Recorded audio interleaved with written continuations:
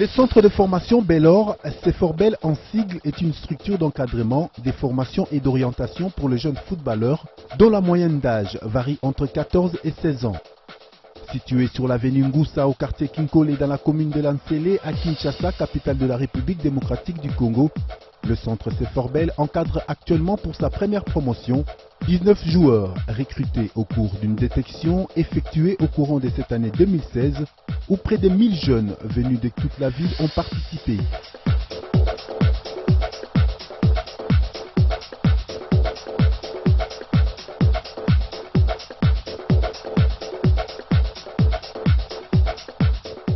Pour les vacances de fin de l'année, CFORBEL a organisé un rassemblement du 26 au 30 décembre 2016. Loin de leur famille, ces jeunes s'appliquent à une autre vie autour du football, sous la supervision du coach Jean-Marie Mayamba, les directeurs du centre qui expliquent le quotidien des gosses durant ces rassemblements. Les joueurs, le matin, ils se réveillent à 6 h du matin.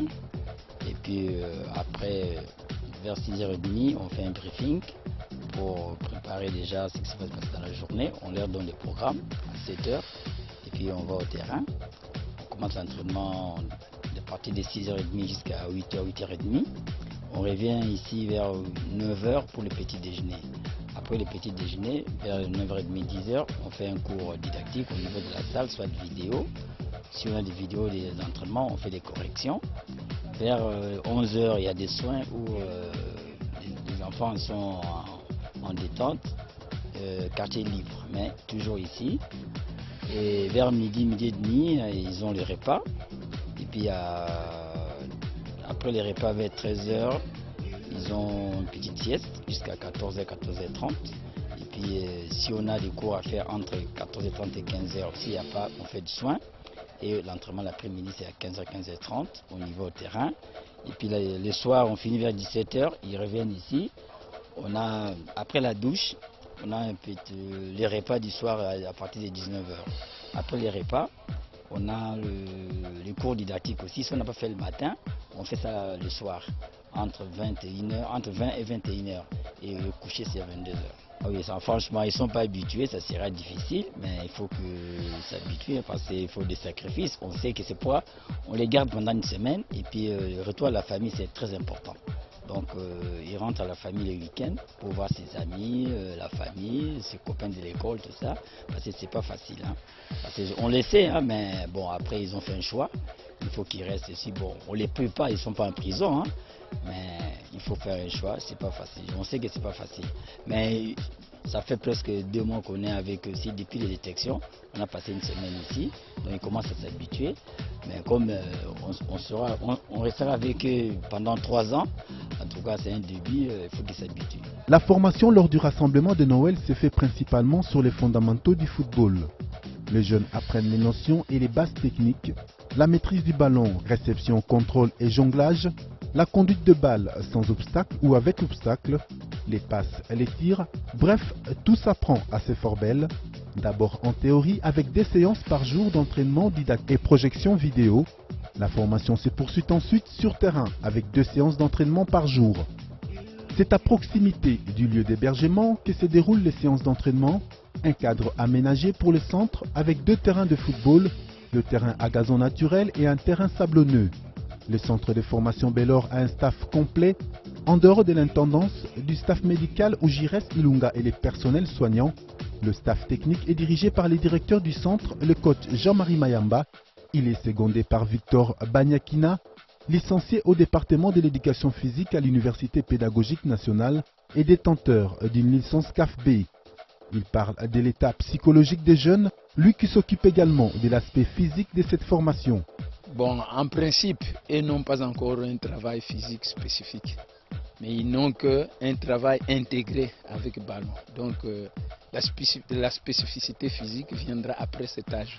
Et vous avez su bien le dire, il y a un terrain couvert et un terrain non couvert. Celui qui n'est pas couvert, il est sablonné, c'est vrai, vous conviendrez avec moi qu'il y a plus de qualités physiques accompagnées du ballon qui vont plus être exploitées. Vous verrez, il y a de l'endurance, il y a la force et pendant que les joueurs se débattent, vous connaissez que le football c'est un sport de duel. alors il a déjà l'habitude. Donc les merveilles qu'il va faire sur un terrain sablonné seront additionnées ou multipliées fois 2 quand il sera sur le terrain couvert. Ouais, c'est un renouvellement de formation que nous faisons parce que, en principe, selon les études footballistiques, il fallait de 10 à 13 ans pour les fondamentaux, pour bien les enraciner dans le corps d'un footballeur. Bon, il advient que nous avons commencé avec ceux de 15 ans, donc nous sommes en train de revoir une révision. Et puis, certains n'ont pas eu ce temps-là parce que vous conviendrez avec moi aussi que à la cité où ils évoluent, où ils émergent, les clubs n'ont pas souvent de matériel. C'est difficile de voir un joueur avoir son ballon personnel à l'entraînement. Alors nous nous sommes dit non, nous allons avec les fondamentaux pour certaines heures et puis aller encore donner quelques notions. Car dans les mêmes fondations, il y a plusieurs qualités aussi à développer chez le joueur. Comment il va courir, quelle attitude il doit avoir.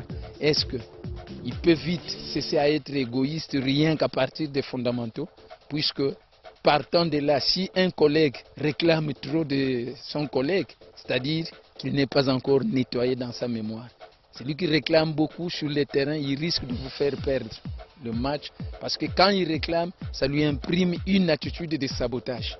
Et les secondes passent parce que le football maintenant c'est l'espace et le temps. Après l'exercice, quand on arrive, on est assis, maintenant on commence à donner aux enfants quelle est l'importance de ce que vous faites, quel est le goût et comment le faites-vous et pourquoi vous devrez le faire. Est-ce que c'est parce que vous êtes individu ou bien c'est parce que vous êtes en collectif? Tout ça, il faut un petit détail et à tout moment, bien sûr, il faut répéter. Hein. Ce sont des êtres humains. Il faut donc répéter. La répétition, c'est la mère des sciences. C'est après 3 ans que la première promotion pourrait donner des résultats conséquents. Entre-temps, le travail doit être fait pour réussir avec succès ces projets de formation des jeunes footballeurs. Un travail défini ici par les directeurs du centre.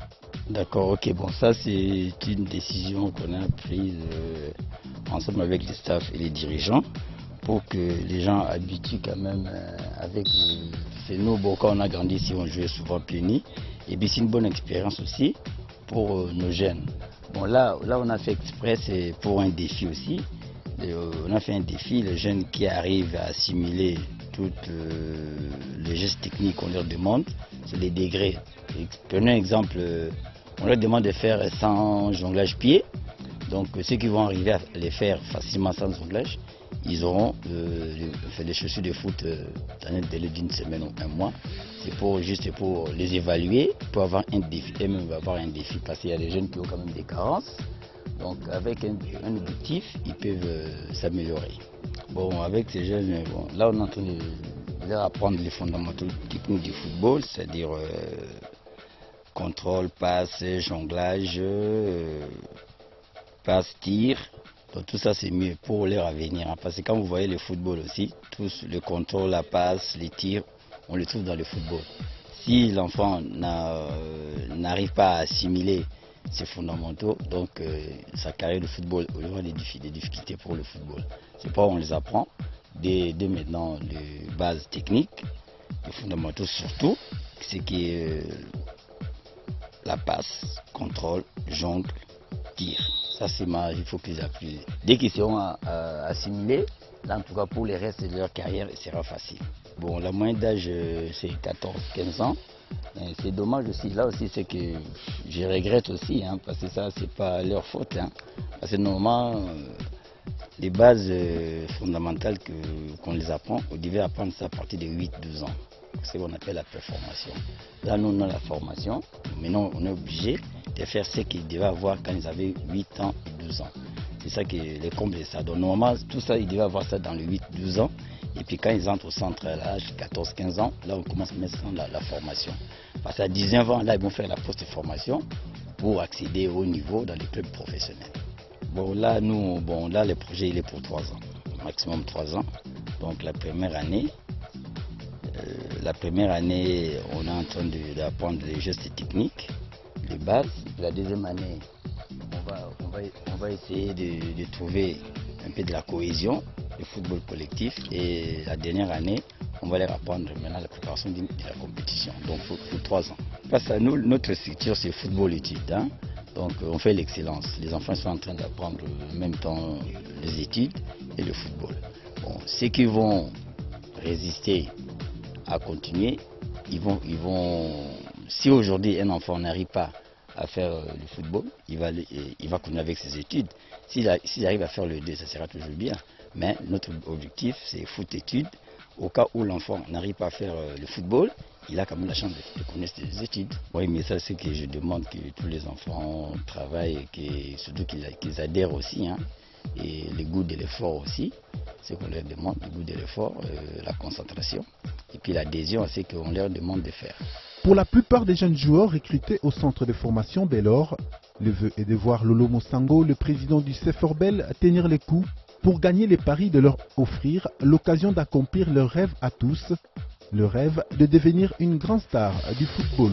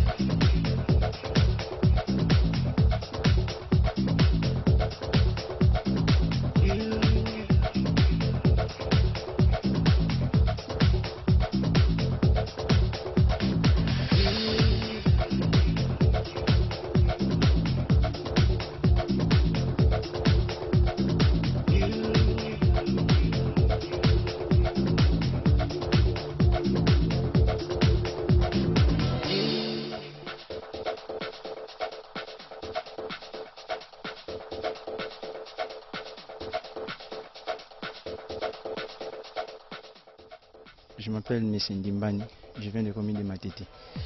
J'ai 15 ans. Non, je suis venu être formé pour devenir joueur professionnel. Jusqu'à là, ça va. Ça se passe bien. Avec des coachs très qualifiés, ça va, ça marche bien. Pour moi, je compte devenir joueur professionnel, c'est ça. Bon, c'est ça, je compte devenir joueur professionnel, d'aborder aussi ma carrière. Devenir comme des bons gardiens comme Kidiaba, Kazias, c'est ça mon souhait. Je m'appelle Cédric Ebala, j'ai 15 ans, je viens de la commune de Mongafola. Ici je suis venu apprendre le football et améliorer mes connaissances. En fait, depuis que je suis là, ce que j'ai amélioré beaucoup, il y a le travail de jonglage avec le ballon, la maîtrise de ballon, puis la conduite des ballons avec un mouvement. En dribble, en mouvement, conduire des ballons en mouvement. En fait, mes ambitions quand je suis sur ce centre, devenir un joueur professionnel, comme Lionel Messi, Cristiano Ronaldo, comme tous les joueurs professionnels. Je suis venu apprendre le football. Tout le monde a la radio, basé sur la radio, tu vois qui, et tu vois qui au sein de la test. Président Abisso, à Salana, tout ça pour le centre, à Baksa, où c'est la banane à Baksa, à Sikosa, à Salara. Je reprends au nom de Imikano le patient. Je viens au camp Kokolo, camp militaire. Nous avons appris les jonglages et les têtes, le jonglage à tête, le jongler au pied, les conduites de ballon et les conduites avec l'obstacle et sans obstacle. Je vais faire une carrière professionnelle. Tumba Sengi Kevin, je viens de Ngalema, quartier Kiba numéro 68. Ici ça se passe très vraiment bien. Nous tous, on améliore notre travail. Ici, ça se passe vraiment bien. Ceux qui tu es capable de travailler, toi, tu es un joueur professionnel. Ils ont été dans le temps où tu es non pour notre raisonner souvent ma famille. Bien sûr que tu raisonnes ma famille, mais dans le temps où tu es raisonner famille, parce que tu es Moussala. Tu peux tout travailler, tu es pour la lobby na biso, et pour la mboka na biso. Pour la Jonathan, na outil na peto Congo. Âge nanga azana 15 ans. C'est fort belle. Je vais faire un test on dit ça là que tout à la a. On espère que lobby tout à la pub quand je vais tout dans le collaba. Et bien na biso. Comme on a KMB, on a commune Massina, quartier Petro Congo. on a 15 ans. Je trouvais à partir de test, les canaux de TV qui s'est formé, pour faire un centre de ce test, on a les canaux qui ont fait les tests. Et ça, on a bien les Canadiens, on a besoin d'entraînement, tout ça, entraînement, pourquoi? Bon, il est quand même bien. On a aussi merci à poser un bisou parce que à ce logo moi pour nous bah peuple congolais parce que toi on a battu les ça puis vraiment cadre vraiment qui on a aussi merci à logo sali puis na ba coach puis on aussi merci ba former bisou kitoko to bita ba litoko ma un jour professionnel. Muna ngama ile na Kausa David na 15 ans na commune Masina a position Sifoko. Na kubita bali langa kwa na bande bali mo mukime na pima kana vanda na ndako menju ba camarade na ba benga nga ba bika test tout ça ma dina futa transport puis na sa test puis le on s'est retrouvé to évolue bien kwa o to ande ko kati to mo ko kango to mo évolue bien kwa to likita mo bitek mo mike to mo matamo mike coach mo sa musala ne et si on angiza na koma roi ba grand joueur ou ba total à Luna TV pena dépasser ou bangona za roi bon timena les kandi bon. Comme Samuel Eto'o, Yaya Touré pour ne citer que cela, ces jeunes pétris de talents sont au début du parcours pour embraser dans l'avenir la carrière des footballeurs, une opportunité rare à trouver au vu de manque de ce genre de structures d'encadrement. C'est Forbel est l'unique centre de formation avec hébergement à Kinshasa.